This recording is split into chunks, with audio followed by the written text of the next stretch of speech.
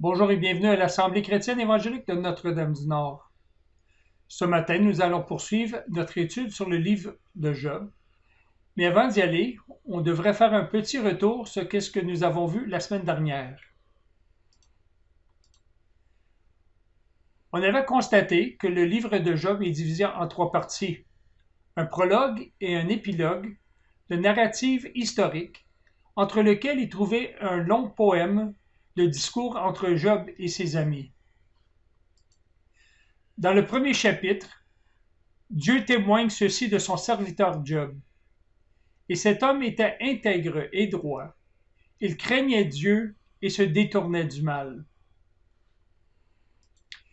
On voit à ce moment Satan se présenter devant le trône de l'Éternel et qui accuse Dieu que Job est seulement fidèle en raison des biens que Dieu lui avait bénis. Et donc Dieu donne la permission à Satan de toucher tout ce que Job appartient, sauf qu'il n'avait pas le droit de toucher Job dans son corps.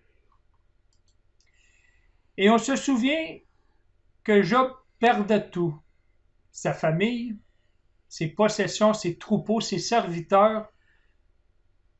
Il n'y avait plus rien. Mais Job témoigne ceci. Il dit, « Je suis sorti nu du sein de ma mère, et nu je retournerai dans le sein de la terre. L'Éternel a donné et l'Éternel a ôté. Que le nom de l'Éternel soit béni. » En tout cela, Job ne pécha point et n'attribua rien d'injuste à Dieu.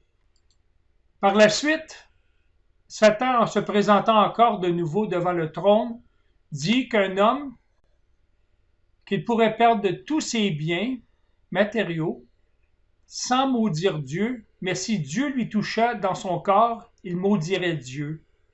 Et donc, Dieu donne permission à Satan de toucher le corps de Job sans lui enlever la vie. Et on voit par ces illustrations que Job a été touché sévèrement d'ulcères sur toute sa peau, et même son épouse lui dit de simplement maudire Dieu et mourir. Et par la suite, trois des amis de Job, Éliphaz, Bildad et Sophar, se présentent pour consoler Job dans sa misère. Et c'est là où on commence ce matin. La prochaine section, les chapitres 3 à 31, font partie d'un long discours entre Job et ses amis. Et on voit dans ce infographique que les dialogues à travers des chapitres se forment en trois cycles. Voici le premier, le deuxième et le troisième. Donc on voit Job qui prend la parole, suivi d'Éliphaz, ensuite suivi de Bildad et finalement de Sophar. Et entre-temps, Job répond à chacun de ses amis dans leurs propos. Ici, on en voit le résumé des trois séries de discours dont nous allons regarder plus précisément la première série qui nous amène dans les chapitres 3 à 14. Le chapitre 3 commence par une série de discours de Job et de ses amis. C'est la partie la plus longue et la plus difficile du livre. Un commentateur le décrit fort bien. On a juste à titre appelé cette partie du livre la confusion, car elle contient une masse de raisonnements, de dénonciations, d'accusations et de suspicions, des théories partiellement correctes, des lueurs de foi et d'espérance, le tout exprimé sous une forme poétique subtile, dans la tradition de la métaphore riche orientale. Le lecteur occasionnel peut avoir le sentiment que le drame ne progresse pas et ne perçoit que peu de lumière dans la controverse. Confessons d'ailleurs que le peuple de Dieu dans son ensemble a peu tiré de ces chapitres, à part quelques versets familiers et sublimes qu'il cite très souvent. Voici comment nous présente la succession des discours. On peut résumer ainsi les raisonnements des trois amis. Éliphaz insiste sur l'expérience et sur l'observation. On voit à plusieurs reprises que Éliphaz utilise les paroles « j'ai vu ».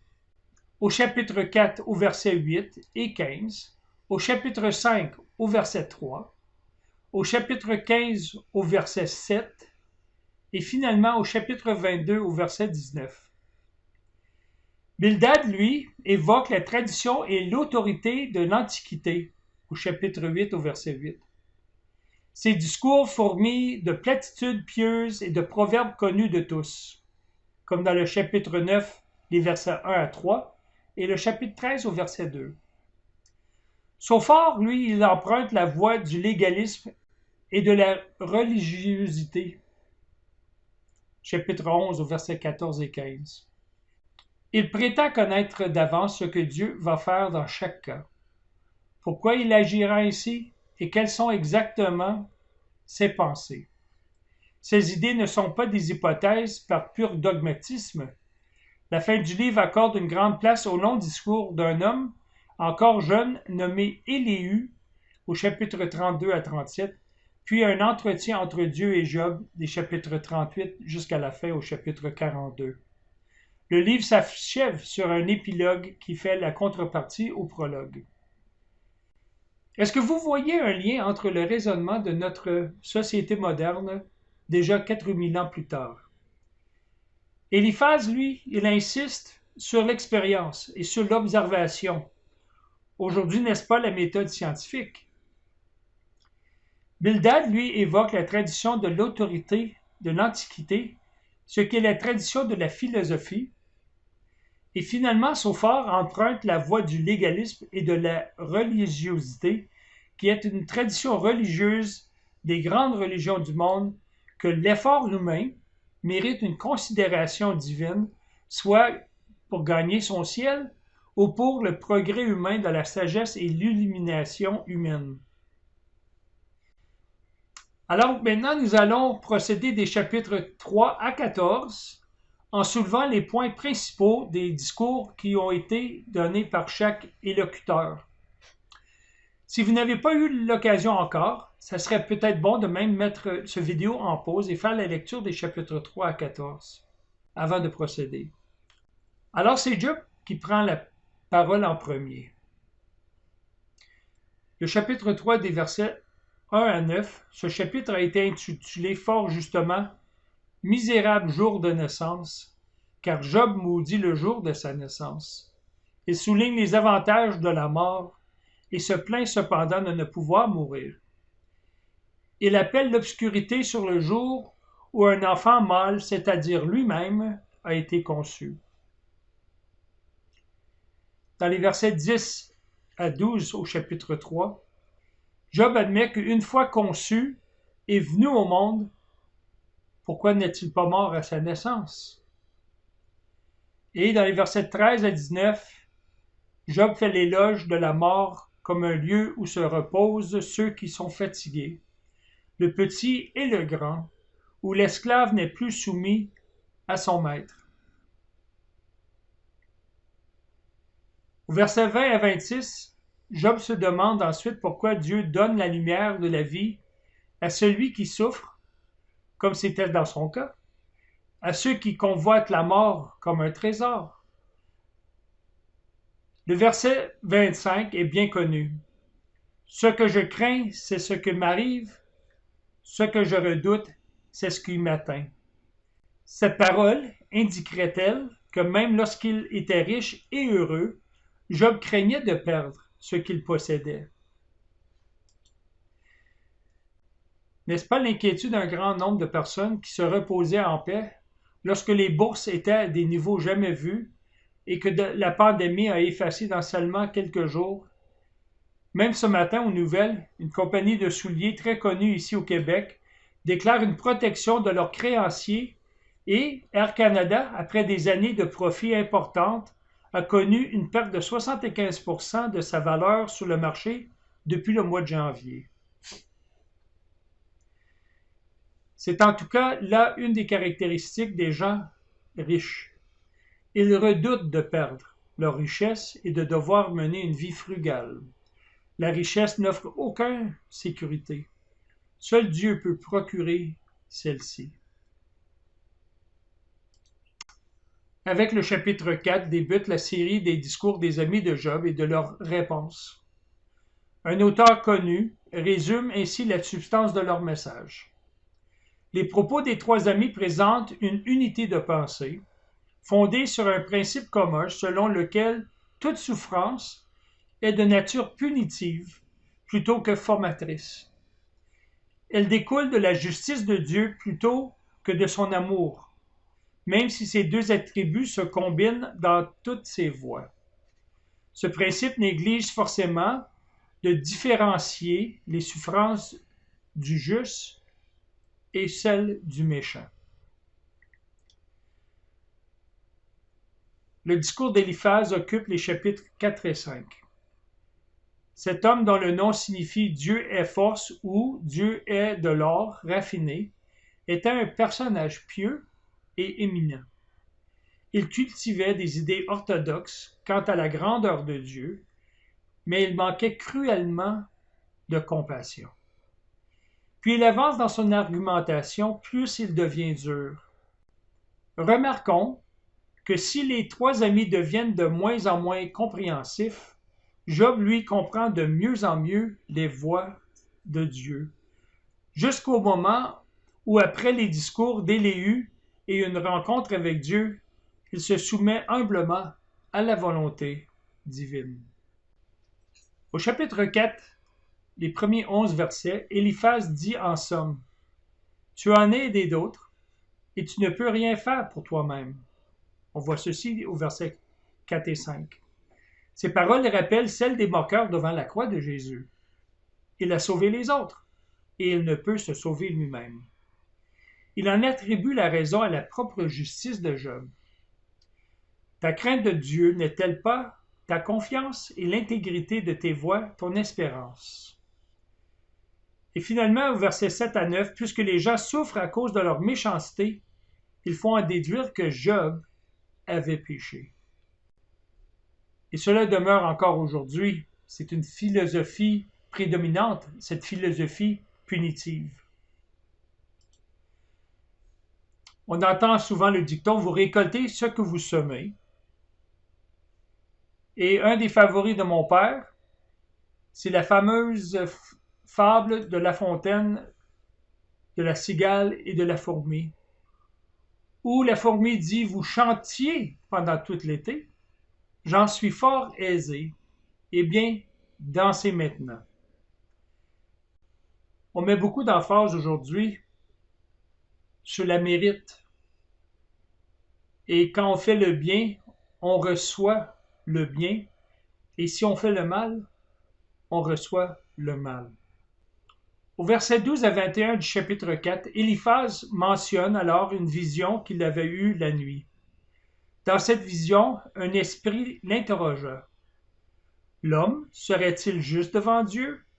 Serait-il pur devant celui qui l'a fait? Ce qui donnerait à penser que l'homme n'a aucun droit de réplique. Si une personne souffre, c'est de sa faute, et non de celle de Dieu. Après tout, Dieu est si grand qu'il ne peut même pas avoir confiance en ses serviteurs. Même ses anges font preuve de folie.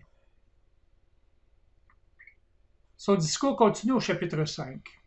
Les premiers 7 versets, Éliphaz met Job au défi de trouver des hommes ou des anges qui puissent refuter l'idée que le péché est toujours suivi de jugement. Lui-même a fait la constatation qu'il existe un lien indiscutable entre la méchanceté et la sanction. Les difficultés ont toujours une cause. L'homme étant pécheur est destiné à souffrir comme l'étincelle à voler. Il n'y a donc qu'une seule chose à faire, avoir recours à Dieu et lui exposer sa cause, car il est infiniment sage et tout-puissant.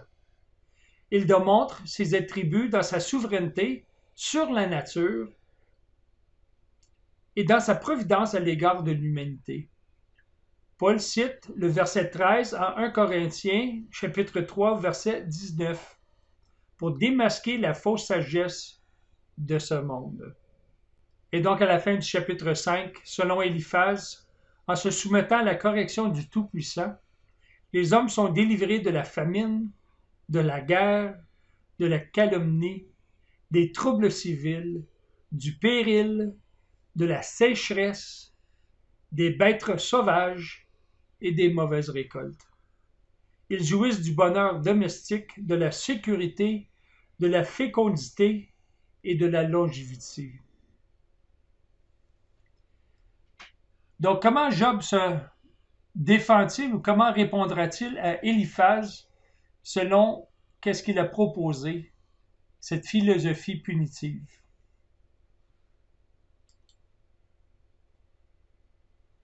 On voit la réponse de Job dans les chapitres 6 et 7.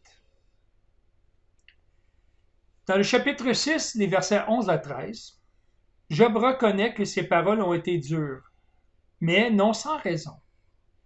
Sa douleur et ses calamités sont plus pesantes que le sable de la mer et son âme boit le venin des flèches du Tout-Puissant. Malgré toutes les choses négatives et affreuses exprimées dans ce livre, en particulier par Job, elles sont si admirablement formulées que le lecteur sensible est frappé par leur force. Job proteste. Il ne se plaindra pas si amèrement, sans cause. Pas plus qu'un âne sauvage ne crie sans raison.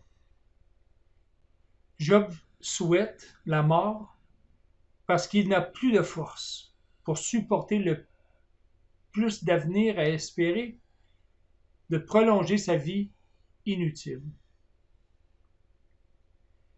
Il continue au verset 14 à 23 qu'il appelle même ses frères qu'ils lui ont manqué et l'ont déçu au moment où il avait le plus besoin d'eux. Il les compare à des torrents qui disparaissent au moment où on en a besoin le plus. Bien qu'il n'ait rien attendu de leur part, ils l'ont condamné en termes vagues, sans lui dire de façon précise en quoi il avait péché. À la fin du chapitre, Job défend son intégrité, bien que le discours d'Éliphaz ait laissé entendre qu'il était secrètement un pécheur. Il tient à savoir de façon indiscutable en quoi il a péché et réclame des preuves de l'iniquité de sa langue. Job attaque ses ennemis. L'ami qu'il abatte n'est autre que Job lui-même. Au chapitre 7, dans les 10 premiers versets, Job s'adresse maintenant directement au Seigneur. Il trouve aussi naturel pour lui de souhaiter la mort que pour un esclave de soupirer après le repos au terme d'une journée de labeur. Mais dans le cas de Job, les nuits n'apportent aucun soulagement à son corps meurtri alors qu'il guette le point du jour. Sa vie s'écoule plus rapide que la navette du tisserand, sans espérance. Elle se dissipe comme une nuée. Au chapitre 7, au verset 11 à 21, Job demande au Seigneur pourquoi il accorde une telle attention à un être humain, aussi insignifiant que lui. Pourquoi le cerne-t-il, à ce point comme un ennemi, l'épouvante-t-il par des cauchemars, alors qu'il ne demande qu'à être étranglé? L'homme est-il si grand pour que Dieu lui inflige des souffrances continuelles? Même si Job a péché, ne peut-il pas compter sur le pardon au moment où il s'apprête à mourir? Et donc voici la réponse de Job à Éliphaz. Montre-moi mon péché. Maintenant, le premier discours de Bildad, et le nom de Bildad pourrait signifier fils de contention, ce qui conviendrait bien à ce personnage qui semble beaucoup apprécier la controverse. On en connaît des gens comme ça. L'auteur Rideout compare ainsi Bildad à Éliphaz quant au style et au savoir. Il possède peut-être moins de courtoisie et de dignité qu'Éliphaz et fait preuve d'une plus grande dureté envers Job, probablement à cause des accusations que le patriarche porte contre Dieu. Bien qu'il ignore les principes divins, Bildad défend l'honneur de Dieu et ne supporte pas qu'on l'accuse. De ce point de vue, il a certainement raison, mais il ne parvient pas à convaincre Job, car ses pensées sont faussées par l'idée suivante. Dieu doit punir le péché. Comme Job est puni, c'est ce qu'il est un pécheur. Dans les 7 premiers versets du chapitre 8, Bildad reproche à Job ses propos irresponsables et outragieux, et défend la justice de Dieu qui punit le méchant et récompense l'homme droit. Il déclare sans tact que les fils de Job ont été détruits à cause de leurs péchés. Il n'avance aucune preuve pour étaler son affirmation, mais même si cela avait été le cas, c'était bien cruel de dire pareille chose à un homme en proie au tourment et à la souffrance.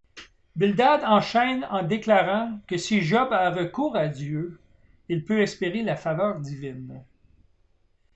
Bildad continue dans les versets 8 à 22 à s'appuyer ensuite sur l'histoire pour démontrer le lien entre le mal et la rétribution. De même que le roseau sèche en l'absence d'humidité, ainsi la malédiction frappe l'impie et l'hypocrite. Dieu se plaît à remplacer les méchants par des hommes intègres qu'il s'engage alors à bénir. Alors Job maintenant répond à Bildad. Au verset 1 à 13 du chapitre 9, quand Job demande « Comment l'homme serait-il juste devant Dieu ?», il ne pense pas à la question du salut.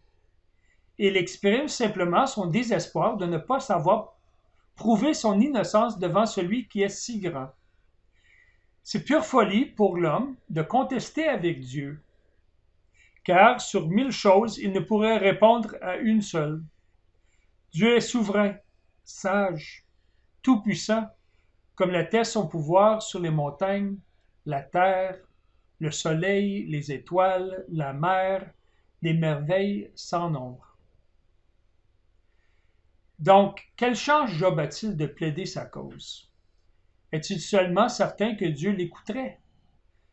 Job prétend que le Seigneur est impitoyable, arbitraire et injuste. Il ne peut donc espérer un procès équitable.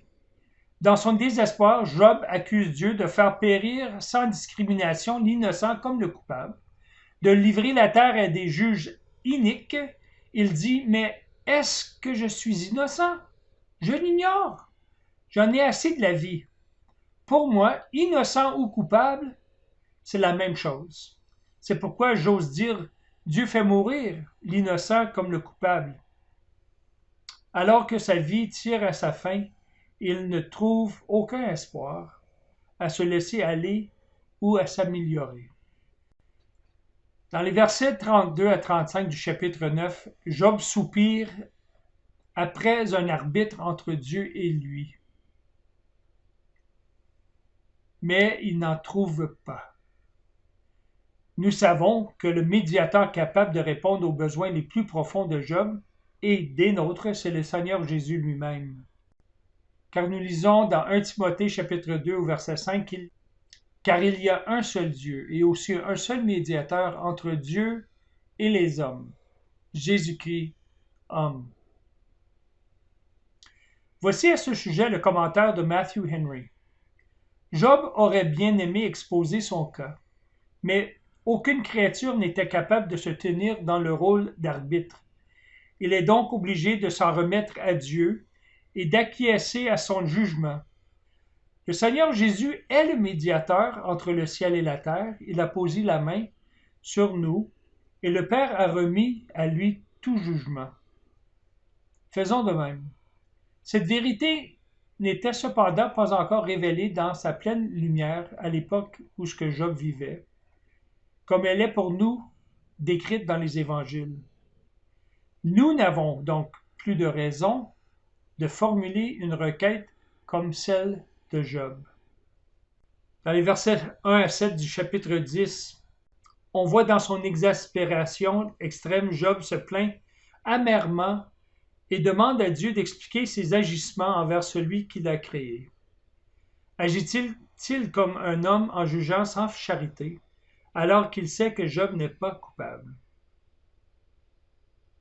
Dans le chapitre 10, les versets 8 à 12, Ne survolons pas ce passage étrange où l'argile s'adresse des reproches au potier et rappelle à Dieu qu'en créant l'homme, il a pris une responsabilité qu'il ne peut pas esquiver. On lit ceci au verset 8. Tes mains m'ont formé et m'ont façonné au verset 10. La formation de l'embryon humain au verset 11, le développement de la peau et de la chair, des os et du système nerveux au verset 12, le don de l'âme avec ses expressions variées et l'intervention de Dieu qui confère à l'homme sa partie la plus élevée, son esprit, et la préserve. Nous lisons au verset 13. À la fin du chapitre, pourquoi Dieu inflige-t-il à Job de telles calamités? En apparence, le Seigneur ne fait aucune différence, qu'il soit coupable ou innocent. Sa vie est rassasiée d'une colère divine. Pourquoi Dieu lui a-t-il permis de naître? Et maintenant, pourquoi ne lui donne-t-il pas un peu de bien-être avant qu'il sombre dans l'oubli, là où la lumière est semblable aux ténèbres? C'est une réponse dure que Job fait vis-à-vis Bildad, lui qui voulait protéger l'honneur de l'Éternel devant les accusations de Job. Et ici, qu'est-ce que Job fait? Il continue à accuser son Créateur. Maintenant, on passe au discours de Sophar. Sophar de Nama déclare que de tels propos vains et arrogants ne peuvent rester sans réponse. Donc lui aussi, il est injurié de la façon que Job s'entretient avec son Créateur. Concernant le sens du nom du troisième ami de Job, Sophar, ça signifie un moineau, de la racine d'un verbe qui signifie gazouiller. Il s'agit de la forme masculine de Sophora, le nom de la femme de Moïse. Comme elle, il s'opposa inconsciemment au jugement de Dieu sur la chair, bien qu'il fit preuve d'un grand zèle dans la condamnation d'œuvres imaginaires de la chair chez Job. Ces dénonciations véhémentes et totalement déplacées étaient aussi anodines que les gazouilles de l'oiseau que son nom évoque. Sophar déclare que si Job pouvait voir les choses comme Dieu les voit, il comprendrait qu'il ne souffre pas autant qu'il mérite en réalité. Son ignorance de la grandeur de Dieu le disqualifie pour douter de sa justice. Le verset 12 est une parole bien tranchante, visiblement destinée à Job. L'homme, au contraire, a l'intelligence d'un fou. Il est né comme un petit d'une âne sauvage. Chapitre 11, versets 13 à 20, Sophar nous raconte que la meilleure chose que Job puisse faire est de s'éloigner de ses pensées et de ses péchés. Alors Dieu lui donnera sécurité, repos et consolation. S'il ne le fait pas, il n'échappera pas à la destruction. Et voici maintenant Job, à son tour, répond une dernière fois. Dans ses propres propos sarcastiques et bordants, Job accuse son ami de tromperie intellectuelle. Chacun sait que Dieu est sage et puissant, mais comment expliquer les souffrances insupportables d'un homme dont autrefois les prières étaient exaucées? Et expliquer aussi la prospérité de l'impie. Tu n'as pas de problème, et pourtant tu me ridiculises, tu frappes un homme qui est prêt à tomber. On lit ceci au verset 5. Dans le chapitre 12, des versets 7 à 12, on voit ici même l'ordre de la nature, à savoir les bêtes, les oiseaux, les poissons, tous témoignent de l'arbitraire de Dieu qui en détruit certains et en protège d'autres. Si les adversaires de Job éprouvaient ces paroles aussi attentivement qu'ils savourent les aliments, ils seraient d'accord avec les anciens qui confirmaient en tout point ce que Job disait. Au verset 13 à 25 du 12e chapitre, Job se lance alors dans un récital majestueux de la souveraineté de Dieu, sa sagesse et de sa puissance, et souligne que ses attributs aboutissent souvent à des résultats inexplicables et paradoxaux. Lisons les versets. En Dieu réside la sagesse et la puissance. Le conseil et l'intelligence lui appartiennent. Ce qu'il renverse ne sera point rebâti. Celui qui enferme ne sera point délivré. Il retient les eaux et toutes se dessèchent. Il les lâche et la terre en est dévastée. Il possède la force et la prudence. Il maîtrise celui qui s'égare ou fait égarer les autres. Il amène captifs les conseillers. Il trouble la raison des juges. Il délie la ceinture des rois. Il met une corde autour de leurs reins. Il amène captifs les sacrificateurs. Il fait tomber les puissants. Il ôte la parole à ceux qui ont de l'assurance. Il prive du jugement les vieillards. Il verse le mépris sur les grands. Il relâche la ceinture des forts. Il met à découvert ce qui est caché dans les ténèbres. Il produit à la lumière l'ombre de la mort. Il donne de l'accroissement aux nations. Il anéantit et les étend au loin et les ramène dans leurs limites. Il enlève l'intelligence aux chefs des peuples. Il les fait errer dans les déserts sans chemin. Il tâtonne dans les ténèbres et ne voit pas clair. Il les fait errer comme des gens ivres. Job se moque de ses critiques. Ils n'ont rien dit qu'ils ne sachent pas déjà. Ils veulent plaider sa cause devant Dieu et non devant ces fabricants de mensonges et médecins sans valeur. Si au moins ils avaient gardé le silence, les gens auraient pu les considérer comme des sages. Leurs explications des agissements de Dieu n'est pas vrai, ils devront répondre devant lui de leurs paroles. Leurs raisonnements sont sans consistance et sans valeur. S'ils acceptaient de se taire, ils plaideraient sa cause devant Dieu et lui exposeraient toute sa vie. Il est assuré d'être justifié. Mais même si Dieu devait le tuer, il continuerait malgré tout d'espérer en lui. Dans le chapitre 13, dans les versets 20 à 28, Job s'adresse directement à Dieu. Il implore de sa part le soulagement de ses souffrances et lui demande pourquoi il le traite si sévèrement. Il dépérit comme une paille desséchée, comme un vêtement qui dévore la teigne.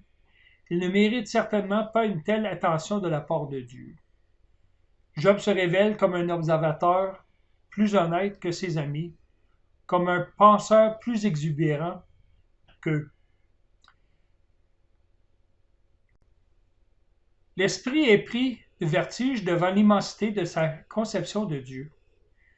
La petite divinité de la théologie d'Éliphaz, de Bildad et de Tsophar sont faciles à concevoir et à croire, mais une foi comme celle de Job met l'esprit humain à rude contribution. Au chapitre 14, au verset 1 à 6, Job poursuit son interrogatoire. Pourquoi Dieu harcèle-t-il un être humain qui est si éphémère, si fragile et si coupable? On cite souvent le verset 1, peut-être parce qu'il décrit bien de nombreuses situations. L'homme né de la femme, sa vie est courte, sans cesse agitée. Pourquoi ne pas se laisser vivre le restant de ses jours avec une certaine mesure de paix? Les versets 7 à 12. Un arbre coupé a plus d'espérance que lui. La mort de l'homme est une fin terrible. La mort ressemble à un cours d'eau desséché. Au verset 13 à 17 du chapitre 14, Job aurait souhaité que Dieu le cache dans le séjour des morts, jusqu'à ce que sa colère soit passée. Ensuite, si le Tout-Puissant l'appelle à comparaître devant lui, il se justifiera. Entre-temps, Dieu prend note de chacun de ses péchés. Dans cette section, Job fait 4 choses. Premièrement, il demande la révélation de ses péchés. Ensuite, il décrit le caractère transitoire de la vie humaine. Il désespère de la finalité de la mort, car il soupire après un médiateur et s'accroche à l'espérance au-delà de la tombe, et il se plaint de son sort présent. Le verset 14 a laissé échapper un soupir des plus importants. Si l'homme, une fois mort, pourrait revivre. Le Seigneur a répondu à ce vœu. En Jean 11, 25 et 26. Je suis la résurrection et la vie. Celui qui croit en moi vivra, même s'il meurt. Et quiconque vit et croit en moi ne mourra jamais. Donc la dissolution de l'homme soumis aux épreuves est aussi inévitable que l'érosion de la nature. Son corps retourne à la poussière et son âme va dans un lieu de tristesse. Cette parole met fin au premier cycle de discours et la logique des amis de Job a été la suivante. Dieu est juste. Il punit le méchant. Si Job a été châtié, c'est qu'il figure parmi les méchants. Or, Job a constamment défendu la vérité qu'il n'est pas un être impie. Donc, dans ces discours ici, on a constaté que toute l'intelligence humaine, que ce soit la science, que ce soit la philosophie, ou même que ce soit la religion, on voit que parfois, comme dans le cas de Job, le bon peut souffrir comme le méchant. Et Job, il a raison de vouloir savoir pourquoi. Mais la façon qu'il s'y prend, on verra tantôt, n'est pas la bonne. On ne doit pas accuser Dieu. Dieu n'est pas l'auteur du mal, comme on a déjà vu dans les messages précédents.